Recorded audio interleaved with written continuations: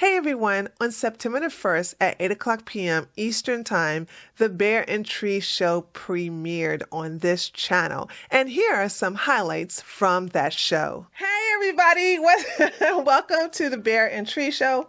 Now, this is our first show, so bear with us. We're going to have to work out a lot of kinks, okay? So I'm Tree, and this is, I'm co-host Tree, and this is my co-host. Co-host Tree. Big Bad Bears You. And, right. I might say Big Bears You in the bottom of the year, but it's all good. I messed his name up. He was like, "What? Who is this Big Bear Jew?" I was like, "Isn't that your name?" The thing a lot of people don't realize that Big Bad Bear Jew is my real name. So it's first name Big Bad, last name Bear Jew. And so you get it wrong, it's actually that's my real name over here. Okay. I think Tree is not your real name. I think they just call you that because you're like 6'6" or 6'3". 6'5". Damn.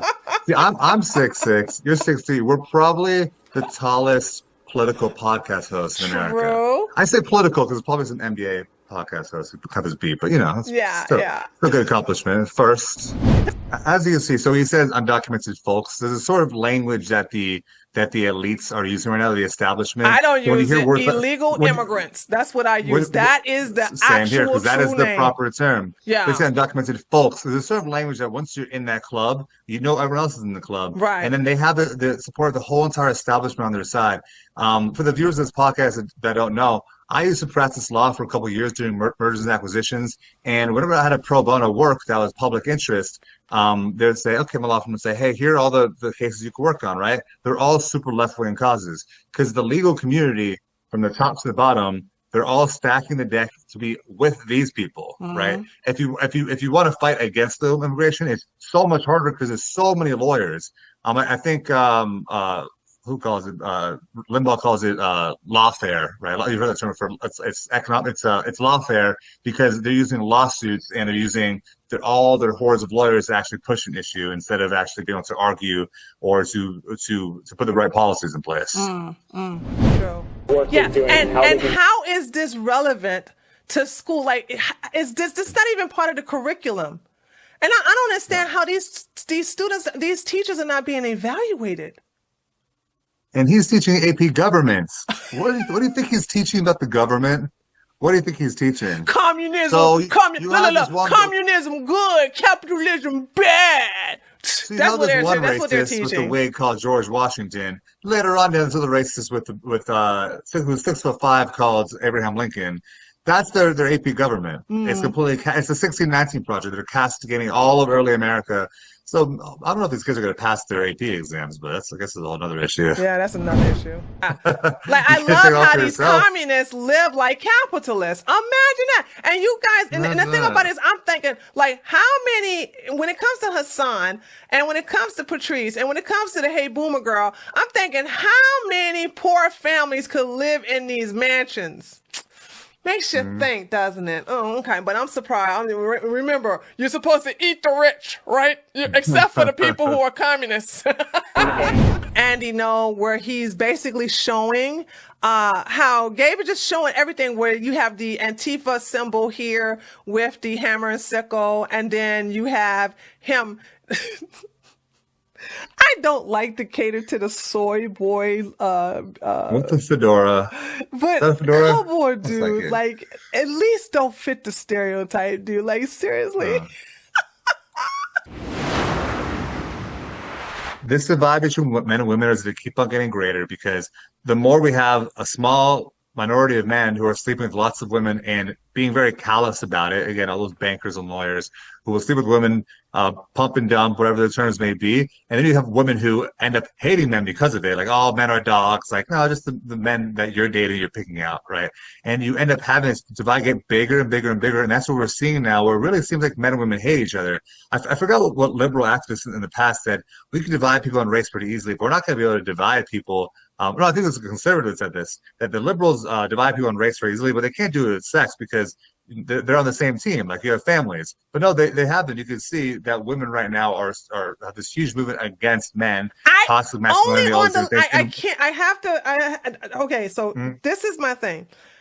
I don't, because I live in a very like red area, I don't see that. It's like I live in the same place. Yeah, I don't. So it's I like, don't as well. I would have to say this is a left wing problem. This is a left It wing. is This is a to a modern degree. men thing problem. They're the ones Yeah. who are going against each other. Because here it is. Let me just say this. I feel so sorry. And I feel so bad for a lot of men on the left because they have to be careful how they talk to women so they don't get me too'd. They're like, do I have permission to kiss you? Can you sign a consent Have the saying consent. I'm like, There's oh nothing my less sexy God. to a girl than asking permission to kiss her. Right? It's the biggest mood killer, people listening, to ask a girl for consent. When I was in law school, I had this discussion with a bunch of left-leaning girls. Like, you need to have consent before sex. It's like, definitely do not ask a girl, do you want to have sex? Definitely don't. It's about body language, people. Like, whatever it It's is, chemistry. human Like beings, you can that'll have kill body the language to mood. Could you represent anything. imagine? Yeah. We like to have sex right now. You can't say it in a cool way. Hey, baby, maybe if you have your consent, then we can have sex tonight. Can you sign this consent form first before you? Girls usually give even when girls want to have sex, usually give a token no, and she'll be like, oh no, I can't, I shouldn't, right? Yeah. And so, I mean, and there's a difference between a real no and a fake no like that.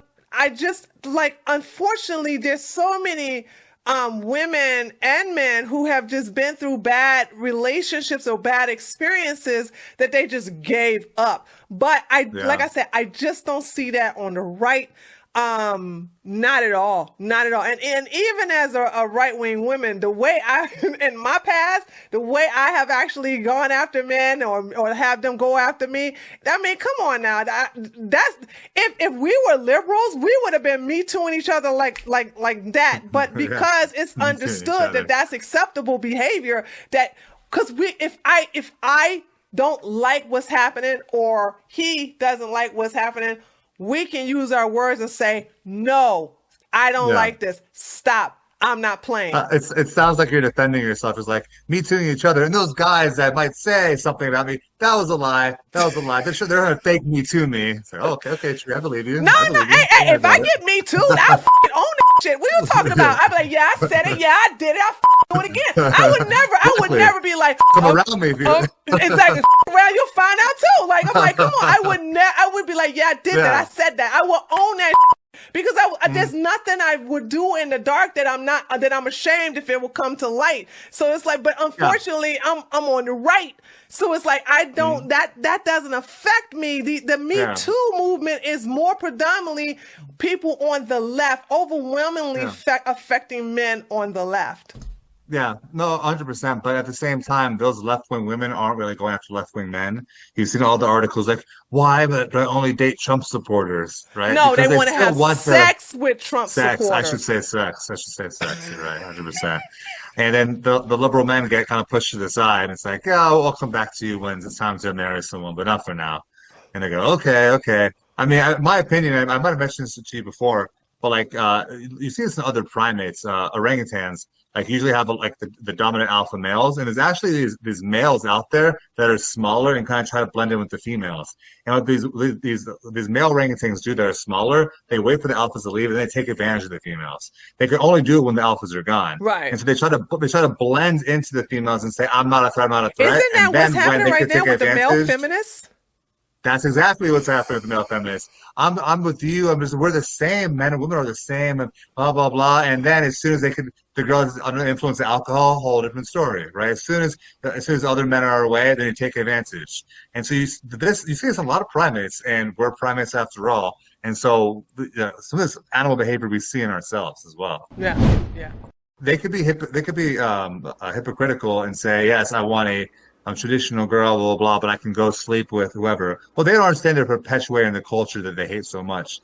I understand. I think that while women have the greatest control over it, if you're asking what men can do, men can go and tell themselves, hey, listen, or try to understand casual sex is, in my opinion, is bad for your brain, and having a lot of sexual partners is bad for your future connections that you have, your oxytocin bonds you're going to have with your wife.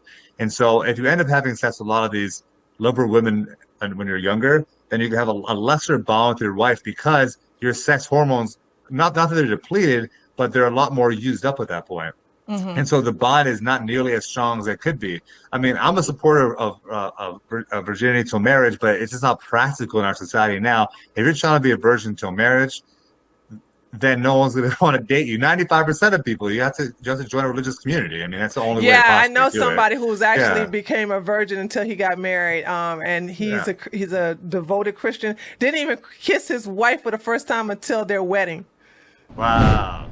And you should practice it at a younger age. And if you're in the right communities, then you can actually start dating girls who actually have the same values as you. Again, the hard part is, what community are you in? When I was living in Chicago, there is no community that you can go take a part of, right? Because it's all the liberal intelligentsia downtown, right? But if you're in a more rural area, sometimes, or if you're even an urban area like Salt Lake City or something like that in Utah, you can meet people who have the similar values as you. And you shouldn't be. It's a good Instagram page called Courtship, Not Dating. And the idea is that you shouldn't be dating. You should be courting someone. You should be courting to feel them for your future marriage, or at least a future long-term relationship. Dating is just kind of implied, it's kind of fun and casual, which isn't evil or anything like that. But it's a lot better to have the mindset of going in thinking, okay, this potentially would be long-term. And if you both have that mindset, it's a lot easier to work out. And if you both have that mindset, sex isn't necessarily super important right away. Just as much trickery, I think, is as the whole entire, tricking goes about their expectations. Yeah. Right? Like, oh, we can be monogamous. Yeah. Once you have sex, you have all the leverage already because you already had sex with them. And it's like, oh, sorry. Yeah. I'm not that type of guy. I'm polyamorous. Oh, God, that's the worst.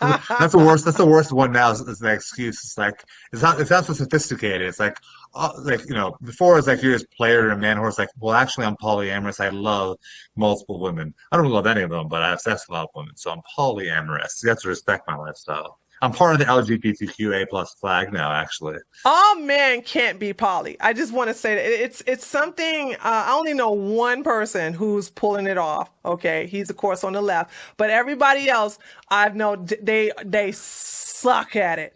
Everybody I've known who try to be poly, it's not for every man, and a lot of times, what? No, I was just say polyamory, like really talking about like polygamy when it comes to men, even when it's wives or girlfriends or whatever. Like I think that men could pull it off to a certain extent, but they can't manage their relationship because there's gonna be so much jealousy that comes in. How can they pull it off to a certain? Like I said, I only know one person was able to pull it off. Okay, but I'm saying what I'm saying pull off. I mean on their own like emotional side of things. In practical terms, they cannot pull it off because of all the jealousy and conflicts that come around from having loving relationships with more than one person. Exactly. That's what I mean. Right, in the practical sense, right. they can't pull it off. Right. Like, they might be able to dedicate like their affection to different women, but they can't actually get them to get along. Even when you look at those shows like about but see, that's the thing. That's the Mormons, the whatever, reason that have why, multiple wives. Yeah, that's the reason why this one liberal I know is pulling off, because none of the women deal with each other. That's what my point was going to be, is that all those I guess I don't know if they're Mormons or not Mormons, but whatever it is, who have multiple wives out Mormons in America. I think it is Mormon has multiple wives. Yeah. Getting myself confused. Yeah, Mormons. But when they do, it's like, okay, I'll sleep with one wife one time, one for the other time. They're a separate part of the house. They're for a date night. Like, you don't have multiple wives. You just have simultaneous wives. You have one wife for Wednesday, one wife for Thursday. Right? It's not like you have multiple wives throughout the week. Right? And there's always to be some inherent jealousy and all that. Polygamy and polyamory might have made sense in ancient times when everyone was starving, and then women were like, hey, I'd rather be this guy's one of his 10 wives and eat than be starved to death. Yeah. But now no women's starving. You don't need to go. There's no incentive, unless there's a religious incentive, to go with and be multiple partners. But you're seeing that star on the left because they're all have sexual dysfunctions, and they're all depressed, and they all have anxiety and all those contributing factors. All right, y'all. We'll see you for the Bear and Tree Show next Wednesday at 8:00 p.m. Remember, my live stream will be tomorrow at 6 o'clock, one time only, because I have a mentor. Okay? I'll see you all next week on the Bear and Tree Show. Bye. And there you have it, folks. The highlights from our new podcast, The Bear and Tree Show, which will go live every Wednesday at 8:00 p.m. Eastern Time. Please like and share this highlight video with your conservative friends and family. On behalf of BJ and I, we would like to thank you for your kind words and support. You, our audience, is why we do this, and we will continue to improve our podcast for your entertainment. See you at our next show on Wednesday at 8 o'clock p.m. Eastern Time. Later, taters.